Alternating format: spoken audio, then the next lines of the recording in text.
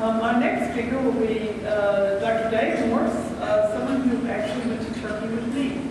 So Dave is going to share several remarks, brief remarks.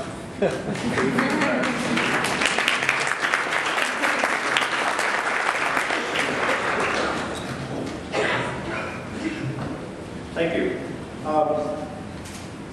Greetings all. Good evening to you, and welcome to the dinner. I've been asked to talk for just a few moments, and I get reminded how few that actually is, about Fethullah Gulen and the Gulen movement. I've got about 300 slides here. We'll be going through them. Not too much time. But if you would go to the next one, please. There's the man. Don't know whether you think he's a piccolo, a clarinet, a bass drum, or a flugelhorn, but he has had a profound influence on the world as we know it. A humble man, a man who's grounded in faith, but believes in the education of the whole individual, a man who thinks that education is the lever to advance society as a whole, a man who thinks that we are on this earth to give and support and nurture others, a man who believes that we reach our highest potential by giving, and a man who... Just stop and think about this for a second. When someone asks you, where are you from? You usually say, I'm from here, I'm from there, I'm from so-and-so. You think, that's my home. That's where I grew up. That defines me.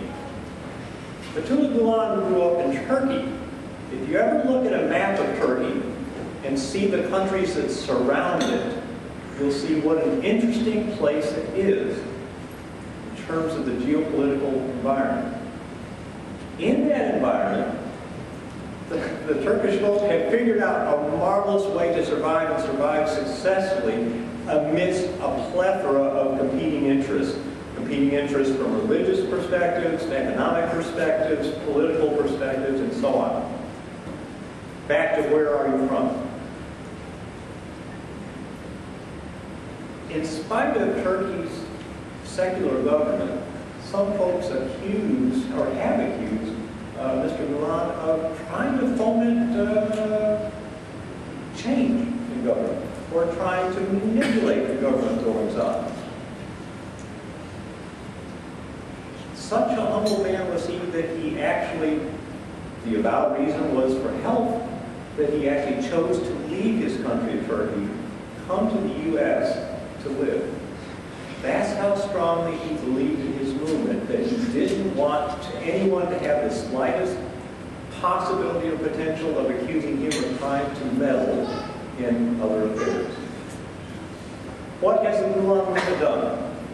As of today, there are over 1,000 Gulen-inspired schools in over 100 countries around the world. These are schools that try to train students to be top-notch achievers in a variety of areas and be competitive on a worldwide basis. While we were in Turkey, we had the luxury, the privilege of meeting with some of the folks. They call themselves friends. It's a network that will boggle your mind if you ever encounter it. These friends, very straightforward, humble, unassuming folk, would, in the course of an evening's conversation over dinner, allow us how, oh yeah, we've sponsored 100 students to one of the schools, or we've sponsored 150 students to one of the schools, or we've sponsored visitors from 70 different countries this year to our town. And you stop and do some of the arithmetic. At a lot of the schools, tuition might be as much as $5,000 US a year. So you talk about a family that sponsors 100, 125, or 150 students a year. And you see, these are folks that are committed to making the world a better place. It's astonishing the depths to which they reach to give, and they don't crow about it. They don't proclaim themselves. They don't want any glory or edification. This network is about folks that believe that the world would be a better place if we just choose to make it so.